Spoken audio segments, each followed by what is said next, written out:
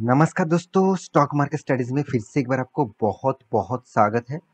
तो आज यहाँ पे मैं बात करूंगा एक ऐसे कंपनी के बारे में जो इंडिया के एक मोनोपोली बिजनेस करने वाला कंपनी है।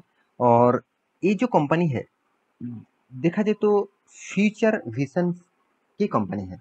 फ्यूचर विजन के लिए क्यों? देखिए, जब कंपनी मोनोपोली बिजनेस कर रहा है, साथ ही साथ फ्यूचर में भी उस कंपनी का ग्रोथ होने का चांसेस ज़्यादा से ज़्यादा है, तब उस कंपनी के ऊपर आपको फोकस होना चाहिए। उस कंपनी के ऊपर अभी से आपको डिसीजन लेना चाहिए। तो चलो, मैं आज बात करूंगा एक ऐसे कंपनी के बारे में जो मैं पहले बता चुका हूँ, टोटली मोनोपोली कंपनी है। कंपनी का नाम कौन सा है? कंपनी का नाम आप पहले देख चुके हैं, MCX।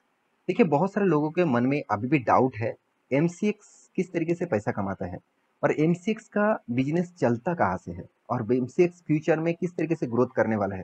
तो चलो, मैं सारे इन्फॉर्मेशन यहाँ पे आपको बताने वाला हूँ। तो वीडियो को लास्ट तक देखना, और अभी तक अपने इस चैनल को सब्सक्राइब नहीं किया तो देर किस बात की, फटाफट जाकर सब्सक्राइब कर लीजिए, क्योंकि आपको बहुत सारे इन्फॉर्मेशन इस चैनल के माध्यम से मिलता रहेंगे। और हाँ, मैं इस चैनल के माध्यम से आपको टेक्निकल चार्ट पैटर्न के बारे में भी सिखाऊंगा। जिस टेक्निकल चार्ट पैटर्न के हिसाब से हमारा जो ग्रुप है, टेलीग्राम का ग्रुप, आप एक बार ज्वाइन कर लेना। वहाँ से जो कॉल प्रोवाइड किया जाता है, तो उस कॉल के बेसिस से आपको टोटली यहाँ पे डिटेल्स, मतलब टेक्निकल चार्ट पैटर्न सिखाए जाएंगे। तो चलो, आज मैं बात करूंगा इसी के बारे में। तो कंपनी कौन सा है, तो कंपनी का नाम कौन सा है, तो चलो मैं उसी के ऊपर बात कर लेता हूँ। कंपनी का नाम है MCX। तो MCX के बारे में आज बात करूंगा। जो देखा जाए तो एक मल्टी कमोडिटी एक्सचेंज है।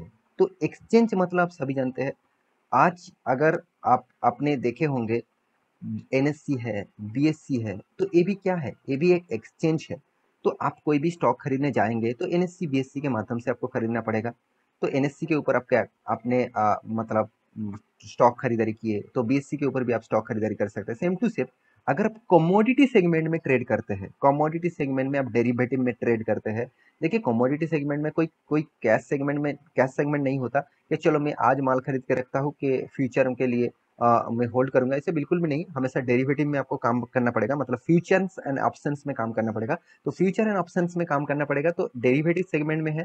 और MCX क्यों मोनोपोली है, चलो मैं उसके ऊपर भी बात कर लेता हूँ। देखिए, MCX मोनोपोली होने के पीछे जो कारण है, तो कंपनी के ऊपर ट्रेड का कौन सा चीज में होते हैं, आप देखेंगे तो gold, silver, crude oil, lead, cotton, zinc, copper, natural gas, तो इस तरीके से प्रोडक्ट के ऊपर ट्रेड होता है। तो सोचिए, आज कमोडिटी मार्केट में आप ट्रेडिंग शायद देखते होंगे, मैं तो जरूर देखता हूँ। हमारा जो ग्रुप है वो ट्रेड भी करते हैं। तो वो ट्रेड सीखना चाहते हैं तो उसके लिए मेरे साथ जुड़े रहिए, क्योंकि मैं टेक्निकल चार्ट पैटर्न में सारे के सारे सेक्टर के ऊपर सिखाऊंगा। तो यहाँ पे MCX के ऊपर आप देखेंगे तो लोग ज़्यादा से ज़्यादा अभी ट्रेड नहीं करते, क्योंकि लोग कैश मार्केट में, मतलब इक्विटी मार्केट में, साथ ही साथ आप देखेंगे कैश सेगमेंट में, फ्यूचर ऑप्शंस में ज़्यादा से ज़्यादा लोग प्रेफर अभी कर रहा है।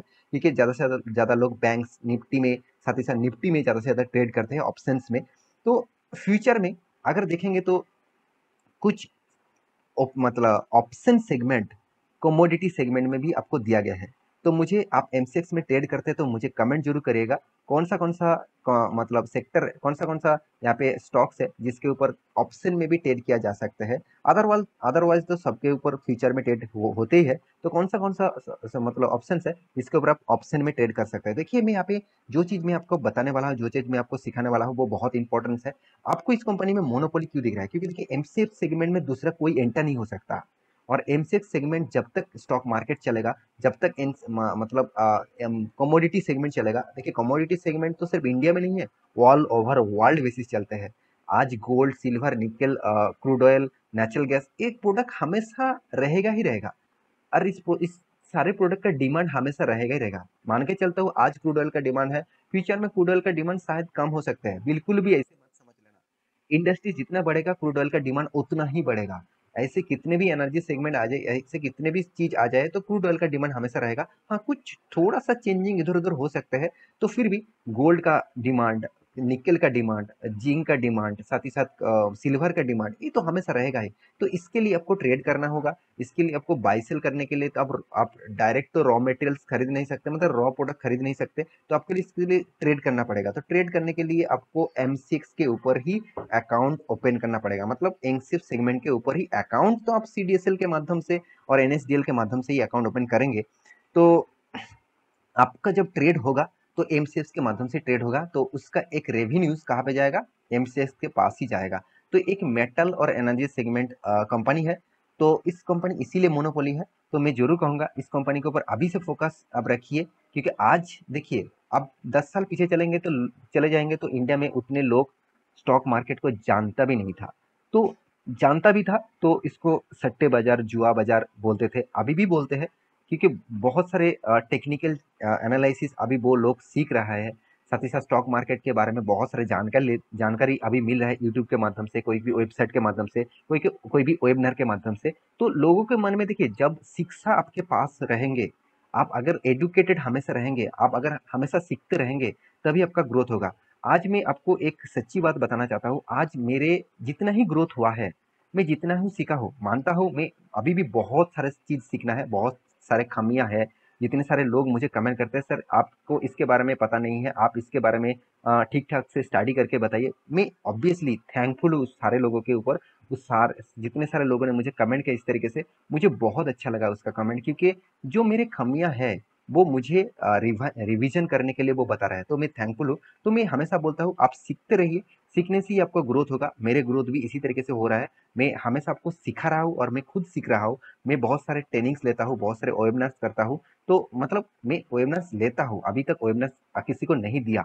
तो मेरे हिसाब से आपको भी सीखना चाहिए, तभी आपको ग्रोथ होगा। तो अभी एमसीएक्स के बारे में इतने सारे चीज मैं बोल दिया, अभी कंपनी के बारे में थोड़ा सा बात कर लो तो कंपनी रिक्सी कंपनी है जरूर, क्योंकि कंपनी अभी मतलब छोटा है, 6,700 करोड़ है, तो एक रिक्सी तो होगा ही। तो साथ ही साथ रिटर्न मिलने का चांसेस भी ज्यादा रहेगा, क्योंकि कंपनी कितना रिटर्न दिया वो भी आपको मैं दिखा देता हूँ। चलो मैं आपको दिखा देता हूँ, देखिए 5% 5 साल में, 15% 3 सालों में, तो बाकी एक साल में तो लॉसेस दे रहा है 12% के आसपास। कंपनी का सेल्स ग्रोथ, कंपनी का प्रॉफिट ग्रोथ अभी उतना खास नहीं दिख रहा है। मैं पहले ही बता चुका हूँ, लोग ट्रेड तो करते हैं, मगर अभी उतने ज्यादा लोग ट्रेड एमसीएक्स के माध्यम से नहीं करते हैं। तो एक मतलब वीकनेस यहाँ पे आपको देखने को मिलेगा। कंपनी का देखिए सेल्स का जो ग्रोथ है वो कंटिन्यूसली मतलब सेल्स तो हो रहा है, मगर उसको मेंटेन का जो ग्रोथ का जो मेंटेन है वो नहीं हो रहा है। क्योंकि आप पहले भी 2011 में देखेंगे तो 360-70 करोड़ के आसपास था, आज भी 370 करोड़ के आसपास है। मतलब कंपनी का सेल्स एक ही लेवल में चल रहा है, क्योंकि उतना ज़्यादा ग्रोथ नहीं हुआ है। तो कंपनी के एक्सपेंस के बारे में बात करूँ तो कंपनी का एक्सपेंस कम दिखेगा, क्योंकि इस तरीके से कंपनी का रॉ मटेरियल कॉस्ट नहीं है, कोई अदर्स कॉस्ट नहीं है, मतलब अदर्स कॉस्ट है। तो आप एक कंपनी का, चलो मैं आपको एक बार आपको एक्सपेंस दिखा देता हूँ, कौन सा एक्सपेंस। देखिए मैन्युफैक्चरिंग कॉस्ट जो बिल्कुल भी ना के बराबर है, कोई भी मैन्युफैक्चरिंग कॉस्ट नहीं है। हाँ, मैन्युफैक्चरिंग क्या है, कोई भी ऑफिस के लिए कोई कोई चीज खरीदना है वो उसको रॉ मटेरियल कॉस्ट के हिसाब से देखा जाएगा। तो एम्प्लॉय कॉस्ट सबसे ज्यादा है इस कंपनी का, क्योंकि एम्प्लॉय ज्यादा रखना पड़ता है। और अदर्स कॉस्ट मतलब चार्जेस गवर्नमेंट को पे करना पड़ता है, सेविस को पे करना पड़ता है, तो बहुत सारे चार्जेस होते हैं। तो उस चार्जेस को पे करने के बाद कंपनी का एक अदर्स कॉस्टिंग भी आ जाता है। तो कंपनी का इनकम वहां से ही यहाँ पे पॉजिटिवली है, हमेशा कंपनी पॉजिटिव इनकम कर रहा है। तो एक खासियत है कंपनी के। और इस टाइप कंपनी के मुझे सबसे ज्यादा क्यों अच्छा लगता है, कंपनी टोटली डेट फ्री है, टोटली डेट फ्री है, कोई भी डेप्थ नहीं है, जीरो डेप्थ है। तो जीरो डेप्थ यहाँ पे देखने को मिलेगा। तो कंपनी इनकम भी पॉजिटिव में है, हाथ में कैश भी पॉजिटिव में है, और डेप्थ भी जीरो है। और कंपनी का रिटर्न ऑफ इक्विटी और रिटर्न ऑफ कैपिटल एम्प्लॉयड दोनों ही, मतलब रिटर्न ऑफ कैपिटल एम्प्लॉयड और रिटर्न ऑफ इक्विटी दोनों ही पॉजिटिव होना, और वो भी एवरेज लेवल में होना अच्छी बात है कोई भी कंपनी के लिए। और सेल्स ग्रोथ, प्रॉफिट ग्रोथ के बारे में बात करूँ तो आपको इस तरीके से दिखेगा। तो कंपनी का टोटल जो मतलब कंपनी का जो रैंकिंग है, वो यहाँ पे रैंकिंग देखने से कुछ फायदा नहीं, कंपनी मोनोपोली कंपनी है। तो कंपनी के जो रिजर्व है वो आपको दिखा दूं, कंपनी का रिजर्व किस तरीके से ग्रोथ हो रहा है। आप देखेंगे कंपनी का रिजर्व हर साल बढ़ रहा है, तो ये अच्छी बात है। कंपनी का शायद सेल्स ना बढ़े, मगर कंपनी का रिजर्व तो बढ़ रहा है। कंपनी कभी भी लोन नहीं लिया, कंपनी कोई भी कर्जा नहीं लिया। लास्ट टाइम कंपनी, इस बार कंपनी 1 करोड़ का कर्जा लिया, तो चलो कोई बात नहीं, शॉर्ट टर्म कर्जा है वो चुकता कर देंगे। और यहाँ पे कंपनी का जो पैटर्न है, शेयर होल्डिंग पैटर्न देखिए, कंपनी के ऊपर आप भरोसा नहीं कर रहे हैं, क्योंकि देखिए पब्लिक के रेशियोज दिखा दूं तो पब्लिक 24% है, मगर डीएस देखिए 48%, प्रोमोटर कितना, सॉरी प्रोमोटर नहीं यहाँ पे, एफएस कितना 26%। इसका मतलब पब्लिक तो भरोसा दिखा रहा है, उसके साथ साथ इंस्टीट्यूशन भी इस कंपनी के ऊपर बहुत ज्यादा भरोसा करके बैठे हुए हैं। एफएस के पास कितना 36% होल्डिंग था, अभी कितना 48% है। डीएस के पास कितना 31 था, तो वो थोड़ा सा माल बेचा है जनवरी क्वार्टर, जनवरी टू मार्च क्वार्टर में, और जो मतलब जून से जून क्वार्टर तक कंपनी के ऊपर बहुत ज़्यादा माल बेचे हैं, ऑल ओवर कंपनीज के ऊपर उन्होंने माल बेचे हैं, तो इसलिए परसेंटेज टेक थोड़ा सा कम हो गया, तो उसी का फायदा डीएस ने उठाया। तो मेरे हिसाब से एक चीज़ मैं जरूर कहूँगा, इस कंपनी का चार्ट पर आपको बहुत ज़्यादा वोलेटिलिटी दिखेगा, तो आपको वोलेटिलिटी देखने के बाद आपको मतलब घबराहट जरूर होगा। तो मैं जरूर कहूँगा कंपनी मोनोपोली है, फ्यूचर में इसका पोटेंशियल जरूर है। आप अभी से इसका रिस्क उठाना चाहते हैं तो आपको रिटर्न मिलने का चांसेस भी ज़्यादा रहेगा। ऑब्वियसली रिस्की कंपनी है, तो आप उतना ही रिस्क लीजिए जो रिस्क आपका प्रेफर करे, आपको फ्यूचर में कुछ इम्पेक्ट ना आए आपका फंडिंग का, आपका बैलेंस का, तो मतलब आपका पैसे का कोई मतलब इफेक्ट ना पड़े, कल जाके कंपनी लॉसेस भी दे तो आपको कुछ इफेक्ट नहीं पड़ना चाहिए। इस तरीके से इन्वेस्टमेंट करिए।